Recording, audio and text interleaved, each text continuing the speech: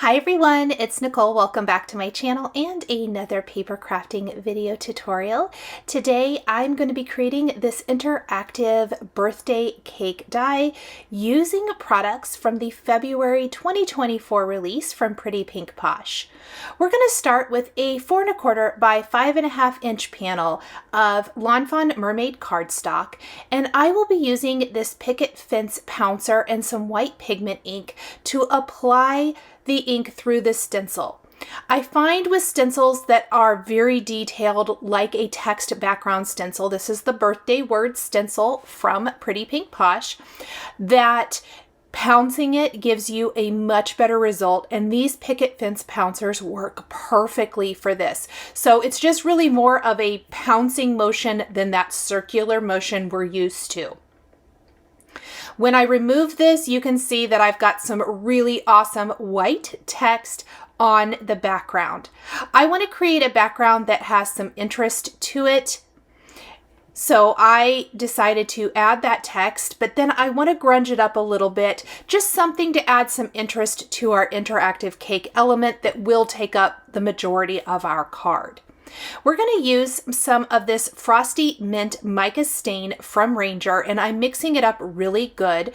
And I noticed it was taking a little bit to mix up. So just make sure when you are using the Distress Mica stains that the mica flakes at the bottom mix into the formula and are not all down at the bottom. You don't want them to get sucked up into the sprayer. Now, instead of spritzing this, because I felt like that would be way too heavy of an application, I am taking just my sprayer out and tapping it all over the card panel.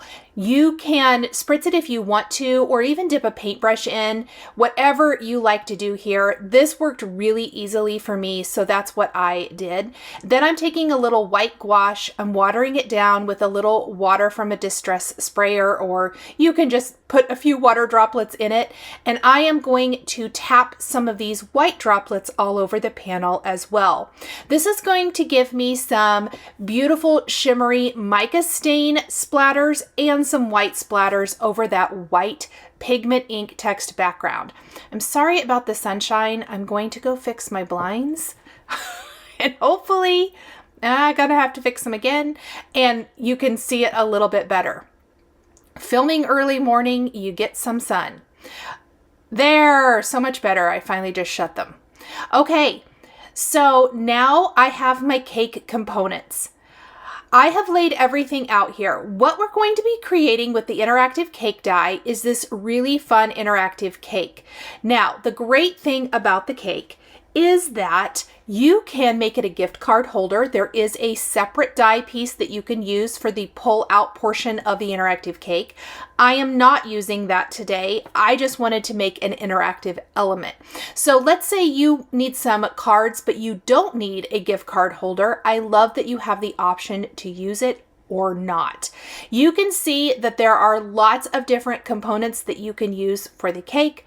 Everything from flowers to hearts to little bits and bobs. I love that. There's also the word yay that you can die cut. There is the pull tab that has the word pull die cut into it. The frosting, lots of different options, and candles.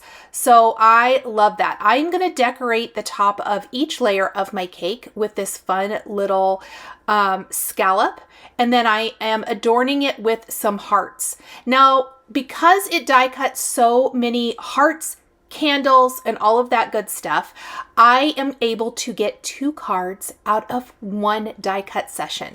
I will have to, of course, die cut extra pieces for the cake and the scallops, but several of the pieces I ended up with plenty, like all of the excess decorative pieces, and I didn't want any of those to go to waste. So even though I'm only showing the assembly of 1 of the cards on camera, I did 2 at once.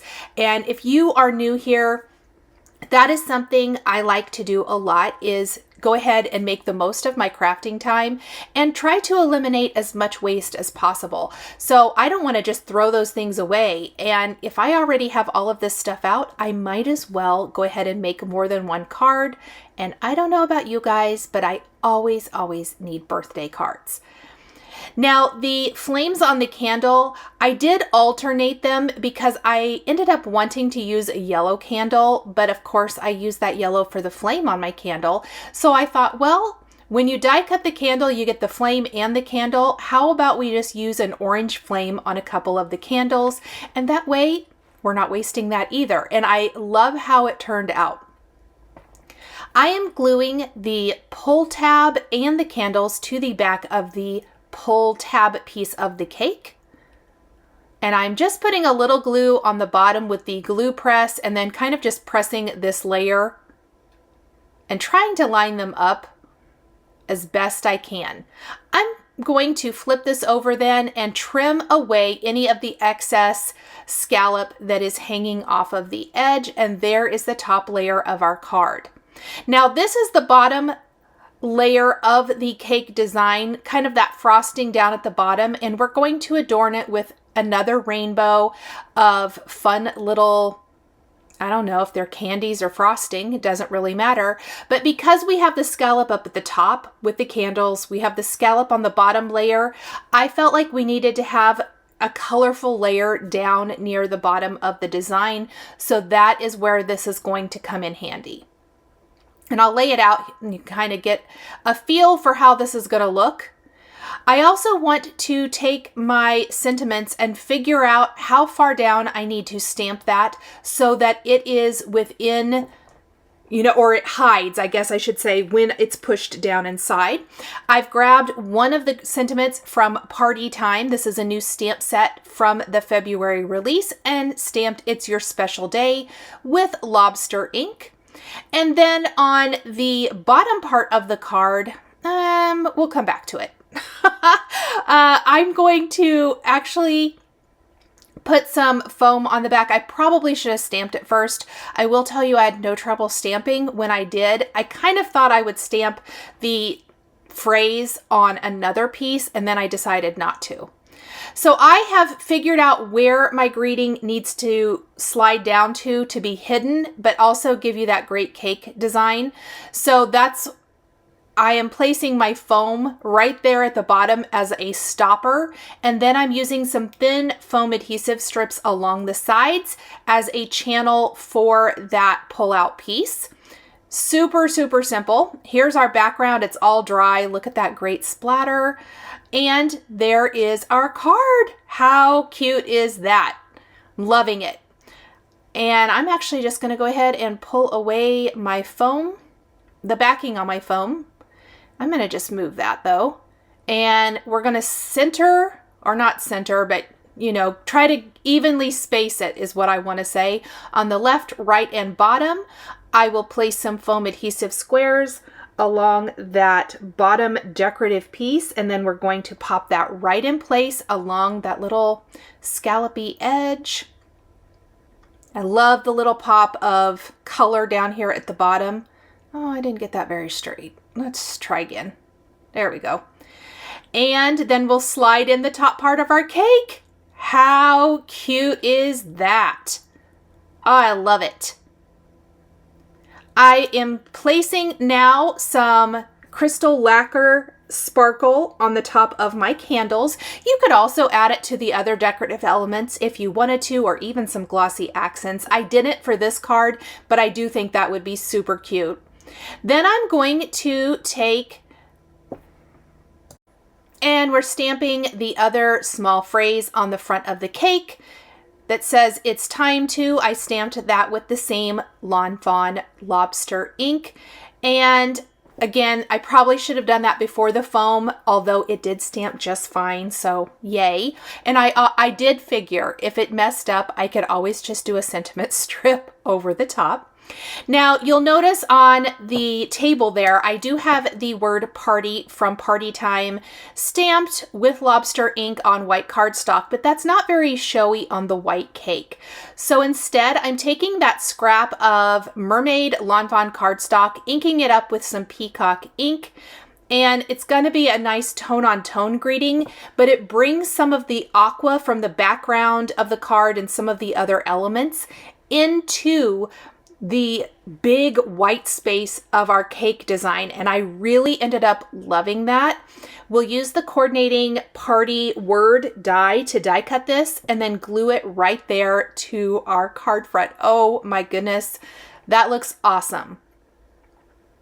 Now, even with my sentiments and that little pop of color, I feel like there's a lot of white space.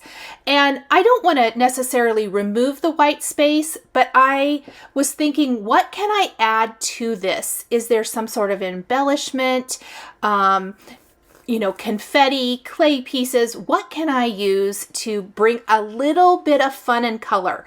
And ultimately, I looked and I had the rest of the February release sitting there, and I thought, oh my goodness, the little stars and hearts from the birthday candles would be adorable. Now, I know they're meant to be used to decorate the candles, but this is an example of taking something, and you could make confetti with this. If you need the perfect confetti for shakers, or if you just love little teeny tiny confetti pieces, which I totally do, and you want to add them to your cards, you can make your own confetti. And so that's what I did.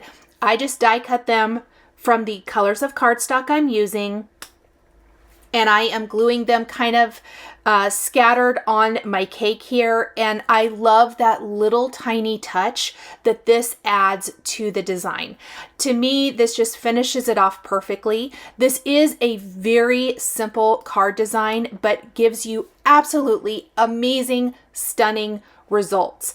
I hope that you will try this interactive cake die set. I think you're absolutely going to love it. Consider wedding cards or other celebratory cards, maybe retirement cards, whatever it might be. I think that this is going to be amazing. Or even like baby shower cards. Wouldn't it be fun to say like it's a boy or it's a girl? Just very, very cute and very fun. Thank you guys so much for joining me today for this interactive birthday cake card featuring Pretty Pink Posh February 2024 release products. The supplies I used to create my cards are listed and linked below the video here on YouTube. Thank you so much for joining me today for another paper crafting tutorial. I love being able to share with this incredible community of crafters. I want to give a huge shout out and special thank you to my amazing Patreon members. If you're interested in joining Patreon, please click the link in the description underneath the video here on YouTube. Patreon is a private community where you can support more of what I do. There is exclusive content, information, and behind-the-scenes content. Top-tier members will receive a handmade birthday card during your birthday month, access to D-Stash, and monthly exclusive lives, plus so much more. We would love to have you join our growing community.